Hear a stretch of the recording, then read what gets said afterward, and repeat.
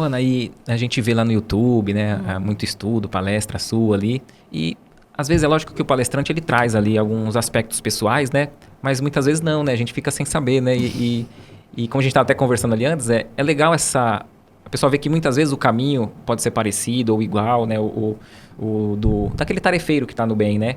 No teu caso, você já veio de família espírita ou teve algum contato com a doutrina, em que momento, né, que você pode dizer? Rapaz, a história é longa, hein? Já deixa eu contar. Sim, com certeza. Então, quando eu nasci, os meus pais já tinham uma casa espírita nos fundos da minha casa. Eu nasci num bairro aqui de Santa Teresa, muito antigo. Aqui no Rio de Janeiro, esse bairro é um bairro português. Ele fica no alto do morro, então é um lugar de difícil acesso e é quase como se fosse uma cidadezinha pequena. Então, meu pai e minha mãe médium, psicofônica, e meu pai era coordenador da reunião mediúnica. Então, eles abriram palestras públicas, tinha passes, tinha evangelização de crianças, reunião mediúnica.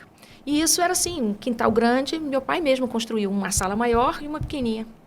Então, quando eu cheguei, eu sou a quarta filha de 5, quando eu cheguei, eles já estavam nessa atividade há muito tempo. Então, eu não vi o começo, como é que foi esse começo. Mas eu sempre estive envolvida com essas atividades deles, cestas básicas, atendimento à comunidade. Então, era assim, muito forte isso. Então, a nossa convivência familiar e casa espírita era quase que uma coisa só. Então, tinha gente indo na minha casa todo dia para ser atendido espiritualmente ou materialmente. Então, se alguém queria doar coisas, doava lá em casa. Então, lá sempre tinha sacolas de roupa, sacola de sapatos, mantimentos, e aqueles que precisavam também vinham. Então, foi um trabalho assim, social imenso, né, na nossa região. E eu conheci a doutrina assim. Aliás, eu levei um tempo para entender que existiam outras casas espíritas. Eu, assim, pequena, eu achava assim que aquilo era um universo único. Sim. Depois é que eu entendi que tinha movimento espírita, um monte de outras casas espíritas como a nossa e tal. E aí eu entrei para o movimento espírita propriamente dito.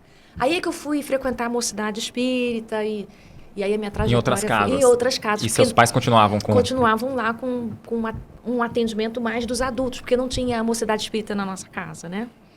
Então, a minha trajetória foi crescendo, assim, de espaço, né? Então, eu comecei a evangelizar, eu tinha 13 anos, e depois segui com palestras, estudos. Então, foi até mesmo as questões mediúnicas, assim, de reuniões, para você já era sempre normal, naturalidade. Muito normal. O fenômeno mediúnico era uma coisa, assim, da hora, né? Assim, comum.